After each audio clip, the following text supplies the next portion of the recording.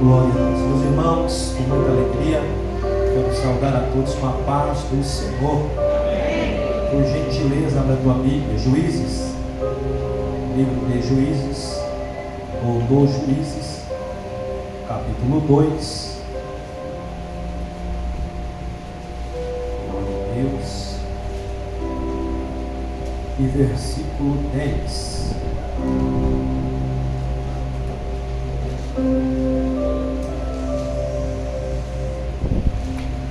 Juízes capítulo 2 e verso de número 10.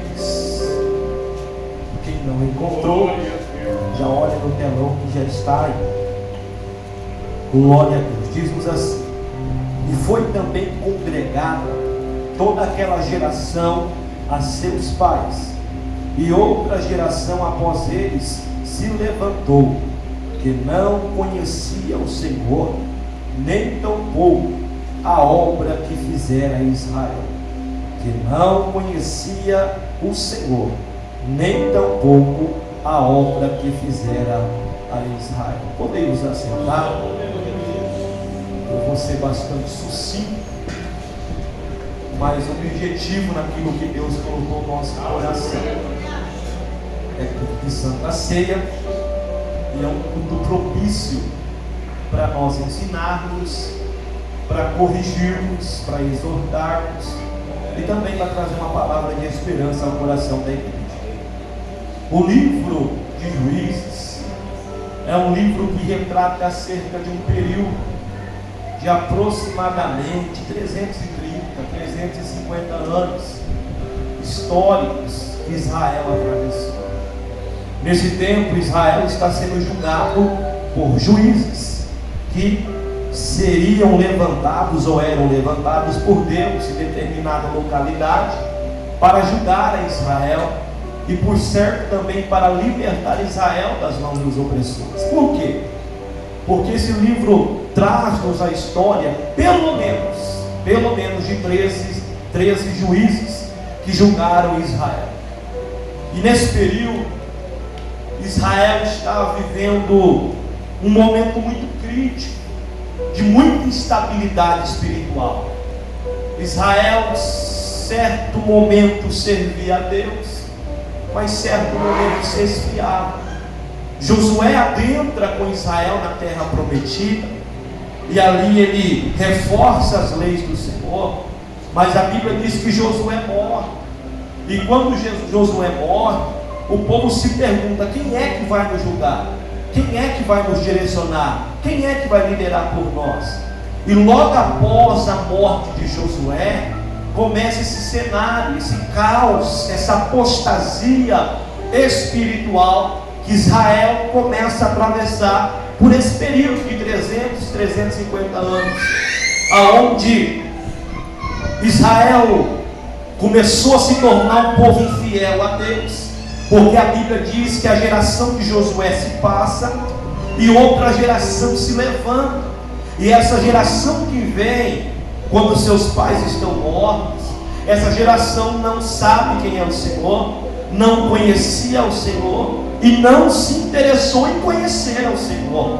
A Bíblia diz que esse povo que se levanta após Josué é um povo que se inclina a pecar, é um povo que se inclina a fazer as coisas imorais e contrariar a palavra de Deus. Então Deus usa de uma ferramenta para trazer uma correção ao povo. Deus permite que as nações circunvizinhas se levantem e se oponham contra Israel, contra Judá. E quando o povo se vê apertar, alguém vai se manifestar. Nós temos que buscar ao Deus de Israel. E eles buscavam a Deus. Deus usava de compaixão e de misericórdia, levantava um libertador, livrava eles das mãos dos opressores, e eles eram libertos. Com o passar do tempo, esse povo voltava às mesmas práticas, continuava pecando. Aí Deus permitia algum opressor se levantar, oprimia eles, entrava na terra deles, destruía, roubava. Aí eles se lembravam do Senhor. E assim eles vão viver nesse caos, sobe e desce espiritualmente, por um período de 350 anos.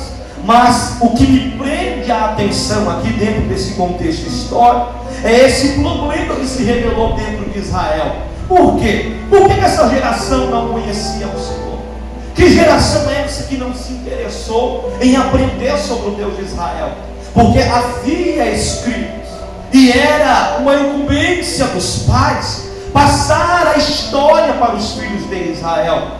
Logo quando nós lemos Deuteronômio, nós falamos muito isso na última escola bíblica, da última lição do trimestre passado, sobre como era o culto judaico, como que Deus formou a família, o que Deus queria para preservar a família. Logo nós aprendemos ali, dentro de um cenário judaico, que o pai tinha a responsabilidade de se assentar na mesa com a família e ensinar os filhos sobre a história do Deus de Israel. Sentava o pai de um lado, a mãe do outro de frente, os filhos laterais, e o pai tinha que ler a lei do Senhor, explicar a história do povo de Israel, explicar o que Deus havia feito por esse povo, e o filho crescia sendo ensinado. O pai se desgastava, o pai investia um tempo para ensinar o filho sobre a lei do Senhor, e ali eles prestavam culto. O pai, além de ensinar a lei, ensinava uma profissão ao filho, e a mãe recebia a responsabilidade de certas vezes ensinar a filha também sobre a história, mas a obrigação maior era de ensinar ela, para que quando ela casasse, ela pudesse servir ao esposo, pudesse ser uma boa dona de casa. E assim era formada a família israelita. O pai passando o ensinamento da lei. Outro ponto a se observar: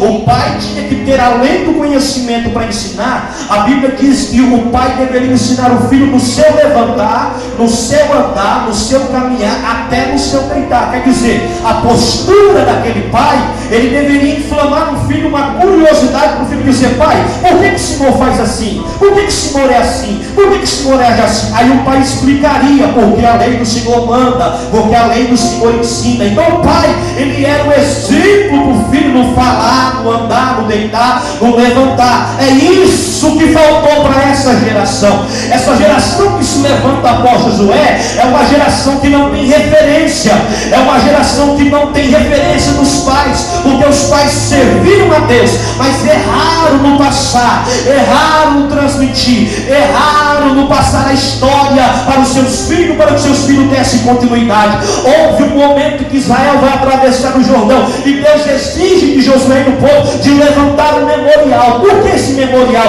12 pedras ali servindo de memorial, para quando os filhos olhassem, os filhos iam perguntar: por que esse memorial? Por que essas pedras erigidas? Aí os pais diriam: não, eu quero te explicar a história do povo de Israel, a lei do Senhor, como é que Deus nos fez atravessar o Jordão, como é que Deus nos fez para vencer as guerras. Então servia para que os filhos olhassem e soubessem: teve um Deus que abençoou os nossos pais. Nós estamos aqui, mas teve um Deus que livrou os nossos pais. Nós estamos aqui, mas teve um Deus que deu graça para os nossos pais. Essa geração de juízes é uma geração que não tem referência, é uma geração que cresce, talvez por falha dos pais, de não ensinar, de não chamar os filhos: senta aqui para vocês aprenderem da lei do Senhor, senta aqui para nós ensinarmos vocês acerca da lei do Senhor. E consequentemente, não aprendendo, começaram a se afastar de Deus. É uma geração que não conhecia o Senhor, e logo por não conhecer ao Senhor e as obras que esse Deus fizera por Israel, eles começam a se distanciar. Semelhante a este povo, a Bíblia nos conta no livro de 1 Samuel, logo no seu capítulo 2 e versículo 12 a seguir, sobre Ofni e Finéias, que eram filhos do sacerdote Eli. A Bíblia diz que eles eram sacerdote e serviam no templo, estava ali servindo como sacerdote no templo. Porém a Bíblia diz no verso 12 e 13 que eles não conheciam ao Senhor, eram sacerdotes ímpios, eram sacerdotes depravados, eram sacerdotes que contrariavam a palavra do Senhor, eram sacerdotes que não era referencial para aquela época. Pastor, mas estavam servindo no templo, estavam com roupa de sacerdote, estavam vestindo como sacerdote, semelhante a Ofni e Finéias. Não é diferente nos nossos dias. Eu quero dizer para os irmãos que existe pelo menos 3 gerações existentes nos nossos dias, e existiu dentro da Bíblia. A primeira geração é essa, que não conhece a Deus. O que é não conhecer a Deus? É não vir à igreja, é não ser crente. Não, esses homens Ofni e Finéias eram sacerdotes. Esses homens Ofni e Finéias serviam na casa do Senhor, mas não conheciam a Deus. isso me remete a pensar que existem crentes que vêm no culto de Santa Ceia como este, que infelizmente não conhece a Deus. Para ele o culto é rotina, para ele o culto é bate-ponto. Ele vem pensando, não, eu vou lá porque eu preciso ir para a igreja, mas não conhece a Deus, não tem experiência com Deus, não tem mudança de vida, não tem mudança de prática. Talvez levantou as mãos um dia dizendo, eu aceito a Jesus, mas não deixou Jesus entrar no seu coração, não deixou Jesus entrar na sua vida. Continua bebendo, continua fumando, continua andando como incrédulo, continua vivendo como incrédulo, continua contando piada como incrédulo, continua com a postura de incrédulo. Está na casa de Deus, mas não conhece ao Deus dessa casa. Está na casa do Senhor, mas não conhece o Senhor da casa. Mas nessa noite eu venho com a palavra de Deus. A geração que vai para o céu, ela não apenas vem, mas ela conhece o Deus dessa casa. Ela sabe quem é o Deus dessa casa. Você conhece esse Deus? Se veste como crente muitas das vezes, mas não conhece o Deus da igreja e da Bíblia. Essa nossa geração precisa conhecer a Deus, porque eu não conheço um crente que conhece a Deus e não teve mudança de vida. Se você diz eu conheço a Deus, mas continua vivendo como se não fosse um servo do Senhor, você mente. Você é mentiroso. Porque quem conhece esse Deus tem a vida transformada. Quem conhece esse Deus tem a vida mudada. Quem conhece esse Deus muda de postura. Quem conhece esse Deus muda a sua fala. Quem conhece esse Deus muda o seu olhar. Quem conhece esse Deus muda até os assuntos. Quem conhece esse Deus não vive contando piada. Quem conhece esse Deus não vive andando como incrédulo. Quem conhece esse Deus é luz. Quem conhece esse Deus tem presença. Quem conhece esse Deus tem graça. Quem conhece esse Deus tem unção. Quem conhece esse Deus tem poder. Quem conhece esse Deus é transformado. Aleluia. Tem muitos sofinífios que vem com a Bíblia dentro da igreja, é crente, só que fora da igreja, infelizmente, a gente não identifica mais como cristão. Tem muita gente que vem dentro da igreja, aqui pula, aqui canta, aqui louva, só que fora daqui, irmãos, eu vou falar a verdade, e não pense que eu estou falando de outras igrejas, eu estou falando da nossa, viu? É da nossa. Irmãos, eu olho e infelizmente, eu acompanho muitas das vezes irmãos nossos dentro do Facebook, postando foto, irmãos, com sensualidade, postando foto, irmãos, que não dignifica como crente. Isso vale para homem e para mulher. Postando foto, irmãos, que a gente olha e fala, mas isso aí é da Assembleia de Deus, irmão, nessa noite, eu falo, mas o pastor está falando para mim, eu estou falando para quem tem ouvidos para ouvir. Quem está errando vai se corrigir, e quem não está errando vai permanecer certo. Irmãos, nós temos que ser a diferença. Nós somos o sal da terra. Não se preocupe com curtida no Facebook, porque o homem pode curtir aqui, o homem pode aprovar aqui, mas Deus está reprovando lá. Não se preocupe com curtidas, se preocupe com a aprovação da parte do Senhor. A gente olha e fala, meu Deus, que crentes são esses? Sensualizando a internet, tendo postura indigna de um servo de Deus. Quando você vai postar uma foto, irmão, você tem que perguntar para o Espírito Santo, o Senhor aprova? O Senhor está contente com isso? O Senhor permite eu fazer isso? Você está achando que o fato de vir até aqui tomar ceia te garante salvação? Você está achando que o fato de você vir ao culto, eu venho no culto, eu sou dizimista, eu sou ofertante, isso não te garante. O que garante salvação é santidade. Tem gente que vem na igreja, mas não conhece o Deus da igreja, porque vive como se não conhecesse. A gente tem que ter postura de crente aqui, mas muito mais lá fora. A Bíblia diz que nós temos que procurar a aprovação dos de dentro, mas a aprovação dos de fora. Tem gente que fala assim, se for para mim ser crente igual a esse irmão, não quero não. Se for para mim ser crente igual a esse irmão, eu não quero não, irmãos. Cadê a luz?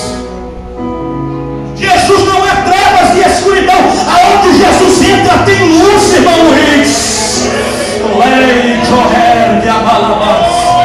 tenho certeza que essa palavra vai transformar vidas aqui nessa noite. Eu tenho certeza que essa palavra vai mudar a postura aqui nessa noite. E eu estou pregando e ensinando como pastor, porque o Pai te ama e eu também. E eu quero que essa igreja não saia do caminho da salvação, porque larga é o caminho que conduzirá à perdição, mas estreita é o caminho que nos levará à salvação. Aperta daqui, aperta de lá, mas vamos permanecer no caminho direito, para que Jesus seja glorificado. Aleluia! Essa geração não conhecia Deus. Vamos lá com o horário já se avança. Segundo ponto, era uma geração rebelde. Olha para mim em Neemias capítulo, Números, melhor dizendo, capítulo 14. Vamos ler junto. Números capítulo 14, a partir do versículo 9.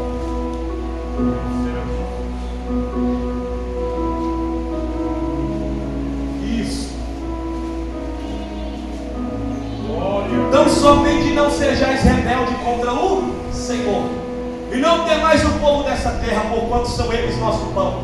Retirou-se deles o seu amparo, e o Senhor conosco, e o Senhor é conosco. Não temais, continua. Mas toda a congregação disse que o apedrejasse.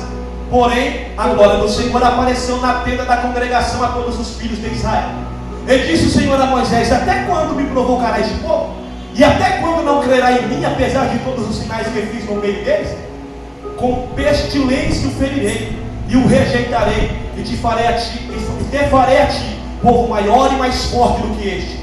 E disse Moisés ao Senhor: assim os egípcios ouvirão, porquanto com tua força fizeste subir este povo do meio deles. Tá bom? Verso 22. Lá mesmo. Verso 22, irmãos. E que todos os homens que viram a minha glória e os meus sinais que fiz no Egito e no deserto, e me tentaram estas 10 vezes, e não obedeceram a minha voz, não verão a terra de que a seus pais jurei, e nenhum daqueles que me provocaram haverá. Porém o meu servo Caleb, porquanto nele houve outro espírito, e perseverou em seguir-me, eu o levarei até a terra em que entrou, e a sua descendência a possuirá em herança. Tá bom? Esse povo de Números 14 era o povo que saiu do Egito, mas era um povo rebelde, Números. Qualquer coisinha queria voltar para trás. Qualquer coisinha já estava reclamando. Era melhor ficar no Egito, comer pão, comer cebola, comer água, comer isso, comer aquilo. E chegou ao ponto de falar: Moisés, você está achando que você é melhor que nós? Você é igual a nós, rapaz. É tudo a mesma coisa. Aí Deus se manifestou, porque eles queriam levantar um outro pastor para guiar eles e voltar para trás. Aí Deus se manifestou. Deus falou assim: ei, vocês pensam que quem dá pastor para vocês é vocês? Quem está no controle desse povo sou eu. Esse povo não é o povo de Moisés, esse povo é o povo de Deus. Moisés é só líder, foi eu que coloquei ele. Não se levante contra ele.